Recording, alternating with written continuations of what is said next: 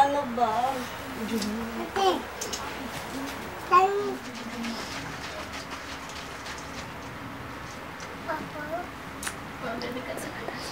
Tulog ka na uli. Tulog na.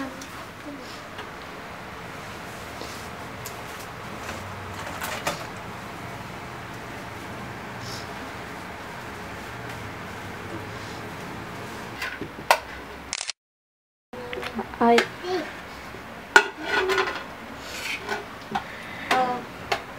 Junior, baba mo yung plato. Yan. Kakain na tayo. Yan. Oh, kuha kayo ng ulam. Mamaya na. Mamaya na. Sino pa wala? Ako.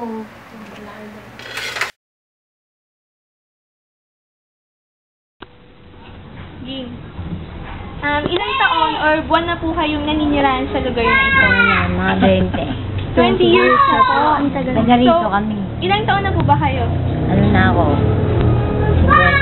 So, 30 years old po nung tumira kayo dito. Ah. So, ano pong dahilan kung bakit kayo dito nakatira? Dito lang kami napunta kasi dati nagpa-probinsya kami. Ah. Tapos dinala kami ng magulang namin dito. So, wala na yung magulang ko ngayon lahat. Kaya di kami na dito na ako nag-asawa. Ito yung mga Bakit? dito ko na yun. Ano po, dito nyo po mas pinili marami naman pong lugar na. Eh, kasi wala naman kami itong pang-bahay. Kaya okay na rin dito. May mga pagkakataon po ba na, paano po pala kapag kagaya po ngayon mag-uundas na, ano po yung epekto nun sa inyo kapag tumarang sa Ano naman po, pagka-ungdas na, ang may-ari ng nito na yan. Gamit namin, nandiyan na nakatali. Tapos, binabantayan namin yung magbabayad sa amin. Pagka todo sa binabayaran namin. May mga pagkakataon po ba na, halimbawa po, nakakaramdam po kayo dito, gano'n? Meron din. Meron po. Ano pong mga, kagaya po ng mga ano? Bigay po kayo ng halimbawa. Yung white lady. White lady na. Totoo po talaga. Minsan may lumala ka ng dyan. Minsan, asong malaki, kulay itim. Nakapagdyama, nakapagdyama. Papa gano'n na may hagdanan, may asong itim. Meron dyan. Ano po yun? Sa may tumutunog na, may iniiyak. Natatakot po ba kayo o sanay na po? Sanay na po. Pero Wala wala naman kami na Ano po yung nagiging respond nyo po? Ano po bang ginagawa nyo po? kapag nakakarinig kayo. Wala naman. Hindi namin pinapan. Tutulungan namin sila. Minsan na, Hindi namin sila pinapansin kasi yung baka ako hindi natitirikan na kandila yung mga yan. Minsan tinitirikan namin. Minsan yung bata, nagpapakita. Ayun na po yung kinabubuhay nyo rito, yung nagwawalis po. At saka yung namamasura kami. alakal pa. May nagbabayad po ba sa inyo? Pagkain namin. Meron dito magbabayad sa amin yung pagkagawa namin dahil mga ganito. Ang Minsan gusto. nagbabayad pa sa amin. Ito tao na, yung 700. Kakain kami. Hindi nyo po ito kamag-anak. Ano lang, alaga. Ibang tao yan.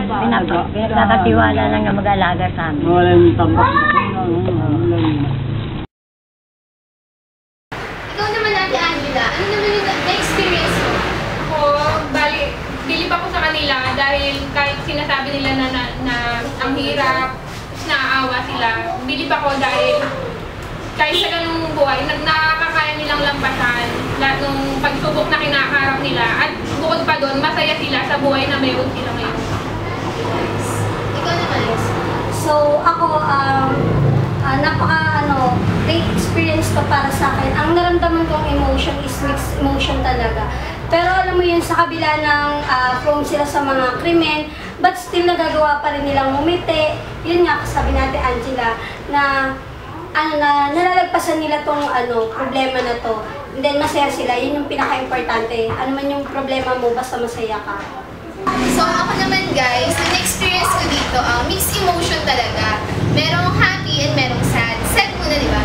Sad kasi I can't imagine na habang ako natutulog sa magandang kalagayan, sila andito sila na imagine na ikaw nga takutin ka lang sa bahay niyo, di ba, na may multo, matatakot ka na, what if pa kaya sila dito na talagang sementeryo na nakakakilabot, nakakatakot talaga, di ba?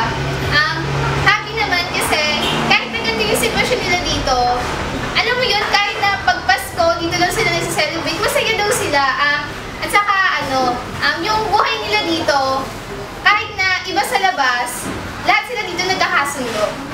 So yun lang, ikaw Mags. So, yun, wow.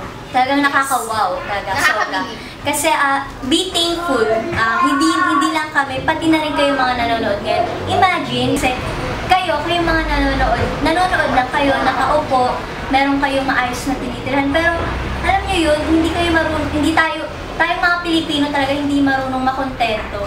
Yung tipong meron tayong bahay na tinutuluyan, pero andun yung hindi pa rin kontento. Pero nung nagpunta kami dito, sobra talaga na nakaka-bless kasi sila, kahit na dito lang sila nakatira, yung happiness na meron sila, masaya sila kasi kontento sila sa kung ano meron sila. So, as a student, talagang, etong sasabihin ko sa inyo, pagbutihin yung pag-aaral nyo, na huwag yung sasayangin yung pagkakataon na nakakapag-aral kayo ngayon. Kasi, yung mga na-interview namin dito, maraming gustong mag-aral, pero walang sapat na kakayanan. Kaya kahit na gusto nilang mag-aral, hindi sila makapag-aral. So kayo, bakit sasayangin yung pagkakataong ibinigay sa'yo? Kaya talagang nakaka-bless, nakakahamon yung buhay nila rito na hindi namin lubos na ma-imagine na may mga ganong kwento pala na alam mo yun na sobrang iba-iba, unique talaga yung mga tao sa atin.